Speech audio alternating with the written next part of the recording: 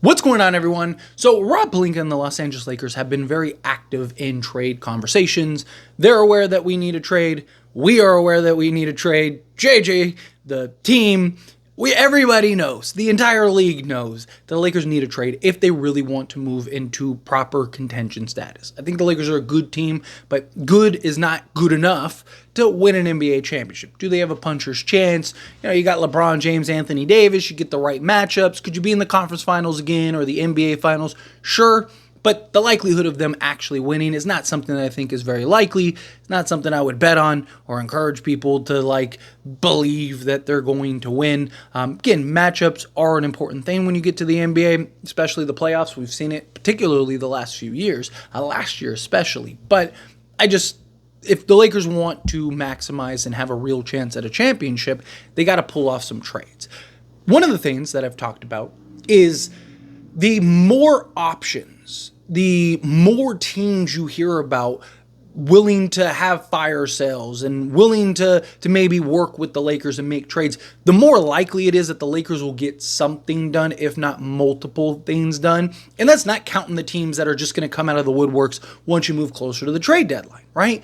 The more options there are, the more likely and the easier it will be for the Lakers to find various pieces, whether it's through one team or several teams that you're kind of piecing together. The more options, the better, because if one falls through or if one team isn't willing to drop their asking price, right? Well, you have 5, 6, 7, 8, 9 other teams that they might, right? You only need really one, maybe two teams. One, if it's the right team, like if the Nets are willing to, hey, let's just do a big trade. Here, you take these 4 guys or these 3 guys, right? Something like that, right? You really need one, probably 2 teams to be willing to kind of come down to work with the Lakers enough to pull off the trades necessary to now take you to contention status.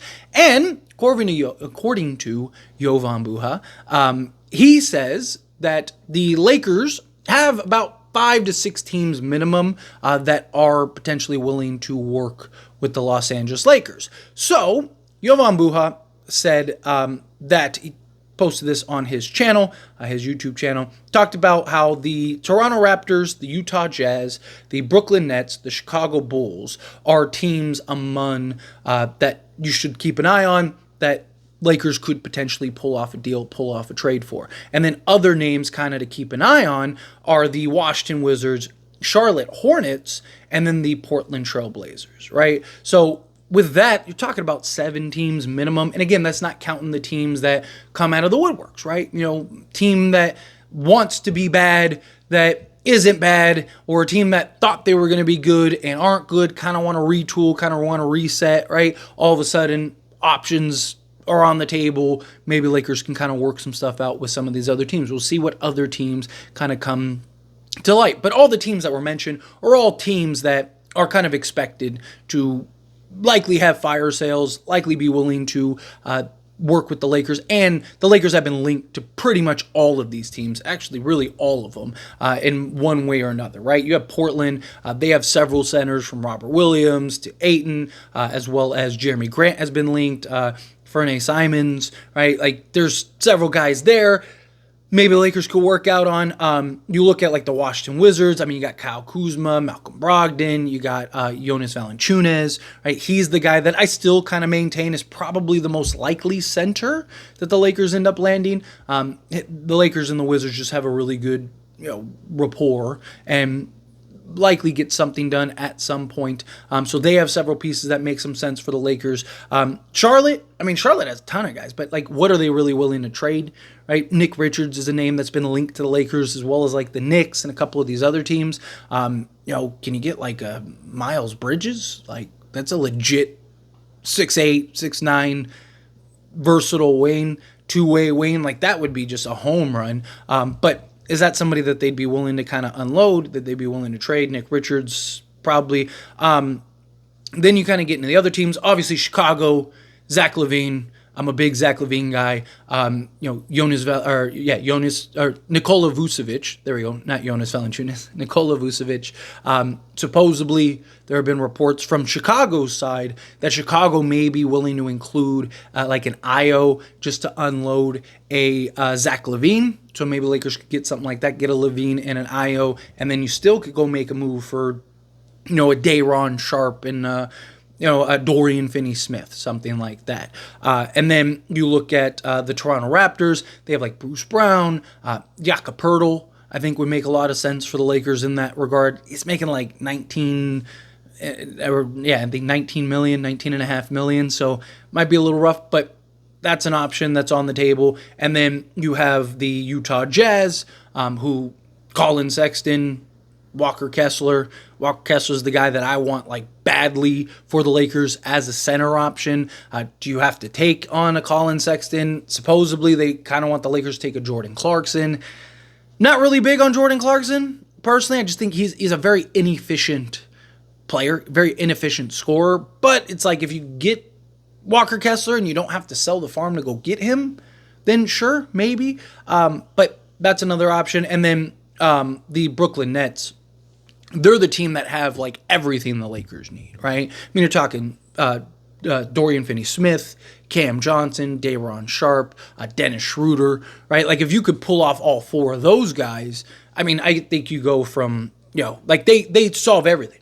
You get a point of attack guard in Dennis Schroeder, get a 3-and-D wing and Dorian Finney-Smith, 3-and-D wing and Cam Johnson, and then a backup center in a Day'Ron Sharpe. But you got a lot of these guys that are also on radars for other teams, right? Dorian Finney-Smith has been linked to other teams. Cam Johnson has been linked to other teams, right? So it's going to be tough, right? And no one's really willing to make trades yet. Most likely, if anything gets done, it's probably after December 15th because a lot of guys can't be traded and a lot of things just can't really get done until December 15th, right? Like, for example, even from the Lakers side of things with, like, a Jonas Valanciunas, or if they need to include, like, say, a Max Christie in any type of deal, right? Like, so there's several things that kind of restrictive for the Lakers to potentially make trade, or if they want to include a Jared Vanderbilt in a deal, right? Like, you got to kind of wait until that clears up.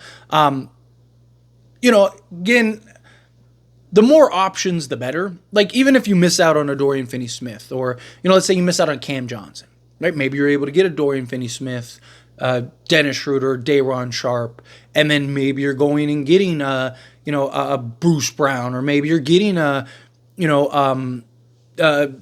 from Portland, Jeremy Grant, right? Something like that, right? Or maybe you are taking on Levine because you don't have to give up assets, and then go get a Dorian Finney-Smith because now you have your pick still, so you can get a Dorian Finney-Smith. Maybe you have an Io, right? So if you maybe get Io, Dorian Finney-Smith, Zach LaVine, and then maybe you're trading for a Day'Ron Sharpe or a Nick Richards or a Walker Kessler because, again, maybe you still have a pick or something, right? Like, Lakers have options to piece things together or do like a big swing trade with like the Brooklyn Nets. But it's really going to come down to other teams. Like, what are other teams willing to part with? What are other teams willing to give up? But the more options, the better, because it just gives the Lakers more leverage. Because it's like, okay, we would love Jeremy Grant, but we're not giving you 2 firsts, right? Like, we could go and give those 2 firsts for Cam Johnson, and he's just better and cheaper and, on a better deal. So are you willing to come down to, like a pick swap? Well, no, we want a first, right? Like, again, like we'll be patient, because if we're going to get a first, we could just trade a first for Dorian Finney-Smith. And then again, it's like, okay, well, we get, cheaper, roughly same age, right? Gives you the same kind of idea. Yeah, Jeremy Grant might be better, but we don't have to sell the farm to go do that. So, like, we could do a pick swap for him, right? All of a sudden, maybe they go, all right, we want to get off of Jeremy Grant. So, fine, we'll take a pick swap in 2 seconds, and you kind of meet in the middle or something like that. I'm not saying that that'll happen, but just an example of, like, you now have these other teams to kind of leverage, where it's like, hey, we would love to have this guy, but it's got to be reasonable. It's got to be something that we can come to terms with, and or maybe you're getting an extra piece, right? Like I said, maybe it's something where it's like, with the Nets, it's like, we want Dorian Finney-Smith, and they're like, okay, well, we want a first. Well, Dorian Finney-Smith, you've been trying to get a first for Dorian Finney-Smith for years now, right? And no one's biting, right? If you could trade him for a first, go ahead. Okay, well, what do you want? Okay, give us Dorian Finney-Smith, Dennis Schroeder, and Day'Ron Sharpe, and we'll give you like a first in, a couple seconds, right? And it's like, all right, fine. Like, give us 3 seconds and a first, and we'll give you those 3 guys. It's like, okay, cool, fine, right? Like, kind of meet in the middle, kind of find that middle ground. But it's just good. It gives the Lakers more leverage. It's nice that they have several teams. Like I said, I think the Lakers are 2 high-end pieces away, right? Or 3 kind of mid-tier pieces away, right? Like, for example, if you got like a Dorian Finney-Smith, a Dennis Schroeder, and like a Day'Ron Sharpe, I mean, I'd still like one more piece, but I think you're pretty close to a contender, if not maybe even a contender. If you get like, again, like a Zach LaVine and then like a Dorian Finney-Smith with a Day'Ron Sharpe, right? Now I think you're a contender because you got that real ceiling raiser in a Zach LaVine, got the 3-and-D Wayne and a Dorian Finney-Smith, and then you got that backup center and Day'Ron Sharpe. You kind of plug in all holes that you need, right? Like if the Lakers can pull something like that off, I think the Lakers would be in really good shape. But anyway, as always, this is a discussion, and I pass the question on you. Let me know your thoughts and opinions down in the comments below. What do you think? How do you feel? What are your thoughts? Do you think that, yeah, this is a great thing? Do you think like, it's whatever? However you feel, whatever your thoughts are. I love to hear it either way, so let me know down in the comments below.